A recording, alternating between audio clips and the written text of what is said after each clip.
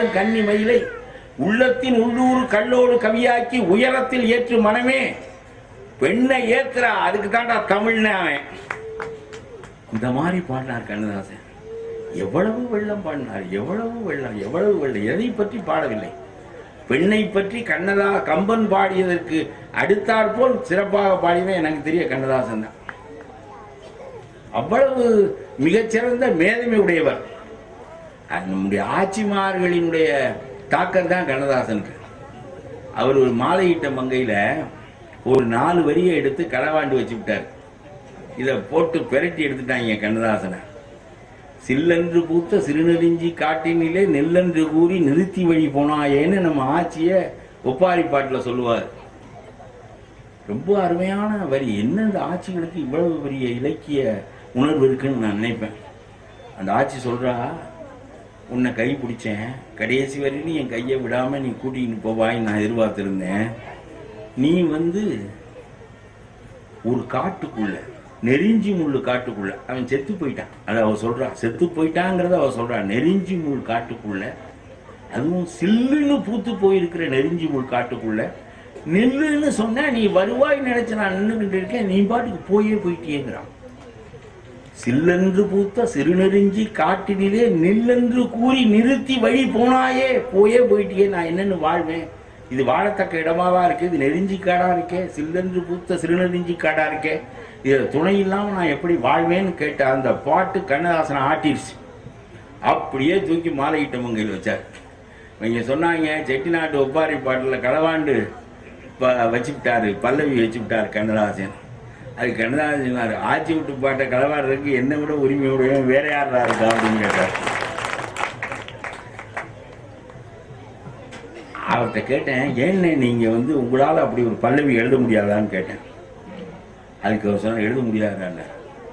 அவ்வளவு அழகா அந்த மாதிரி ஒரு 4 வரியில பிடிச்சி இறுக்கி நிறுத்திவிட்டாங்க அந்த ஆட்சிமார்கள்.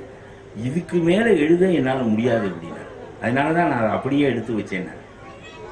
அதனால ஆட்சிமார்களுடைய கண்ணதாசனை விட சிறந்த கவிஞர் நம்ம ஆட்சிமார்கள் தான்ங்கிறது என்னுடைய கருத்து. ஒரு ஆட்சி, நான் வழக்கமா அந்த பாட்டை சொல்லுவேன், பல பேர் கேட்டிருப்பிய, இருந்தாலும் சொல்றேன் இந்த சபையில.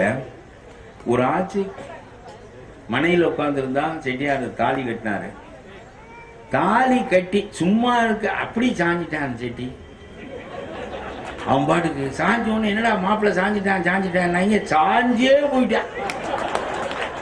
பதறி போனா அந்த பொண்ணு. என்ன 18 வருஷம், என்ன இந்த சாஞ்சு தொலைச்சவன் தாலியே கட்டுறதுக்கு முன்னாடி சாஞ்சு தொலைச்சிருக்கப்படா, வாழ்க்கையை கெடுத்துட்டு போயிட்டானே அப்படின்னு அவன் நினைக்கிறா. அவ கோபத்துல பாடுறா, கல்யாணத்துக்கு வந்த சனவெல்லாம் கூடி இருக்கு. என்ன, கல்யாணத்துக்கு வந்த கூட்டம் இழவு கூட்டமா மாறிடுச்சு. அத அவ சொல்றா, என்ன மாதிரி உணர்ச்சி, என்ன மாதிரி கருத்து ஓட்டம்னு பாருங்க. தாலி கொண்டு வந்த தட்டானும் போகலையே, தாலிய வாங்கிட்டாங்க, செத்து போயிட்டான் புருஷன். அத அவ சொல்றா, தாலி கொண்டு வந்த தட்டானும் போகலையே. ஒரு 4 நாள் வாழ்ந்துட்டு போயிருந்தா கூட பரவாயில்ல, தாலியை கட்டி முடிச்சுட்டு சாஞ்சு போனேன். தாலியை கொண்டு வந்த தட்டான் இன்னும் வீட்டுல இருக்கான், கல்யாணத்துக்கு வந்த தட்டான். தாலி கொண்டு வந்த தட்டானும் போகலையே, சேலை கொண்டு வந்த சேனியனும் போகலையே, மாலை கொண்டு வந்த வைராவி போகலையே, பந்தல் பிரிக்கலையே, வந்த சனம் போகலையே, பணியாரம் சுட்ட செட்டி பாதி மனம் போகலையே. இப்படி நீ போயிட்டியேன்னா சொல்றா. எங்க அப்பனுக்கு நான் ஒரு மக, எங்க அப்பனுக்கு பெருவாரி வெள்ளம் பணா,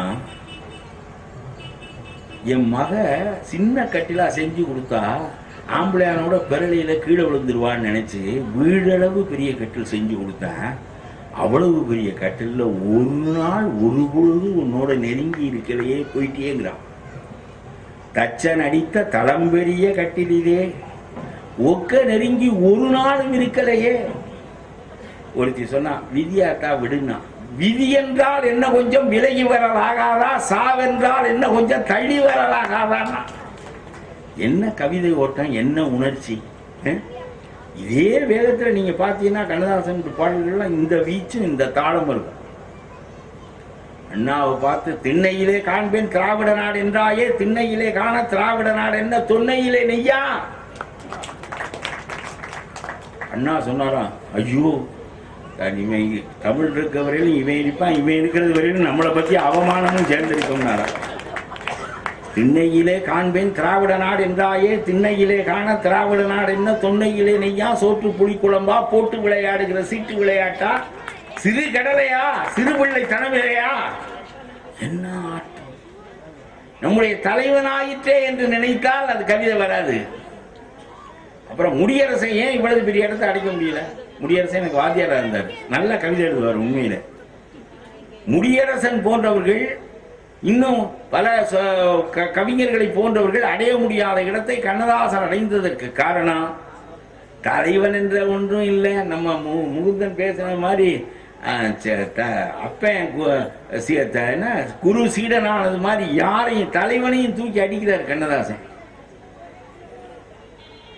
திண்ணையிலே காண்பேன் திராவிட நாடு என்றாய். அவர் திண்ணையில் இருந்தால் திராவிட நாடு கேட்பேன்னார், அது அடிகிறார் இவர். திண்ணையிலே காண்பேன் திராவிட நாடு என்றாயே, திண்ணையிலே காண திராவிட நாடு என்ன தொன்னையிலே நெய்யா. என்ன நக்கல்! அதான் கவிஞர். சொல்லுபவன் தலைவன் என்பது அல்ல. உங்களுக்கு சொன்ன ஒரு கவிதை நிற்க வேண்டும் என்று சொன்னால் அந்த கவிதை நிற்பதற்கு உண்மை இருக்க வேண்டும். அது கண்ணதாசனிடம் இருந்தது. தலைவனாயிற்றே என்கின்ற அச்சம் அவரிடம் இல்லை. அதுதான் கவிதையின் தன்மை. அதனால்தான் கண்ணதாசனால் நிற்க முடிந்தது. உங்களுக்கு சொல்லுகிறேன், அண்ணா எப்படி நின்றார். அண்ணா எப்படி நின்றார்? பெரியாருடைய சீடே அண்ணா. பெரியார் சூத்திர நிலையிலிருந்து தமிழனை விடுவிப்பதற்கு இயக்கம் கண்டவர். பெரியார் என்கின்ற மகத்தான மனிதன் பரிந்திருக்கவில்லை.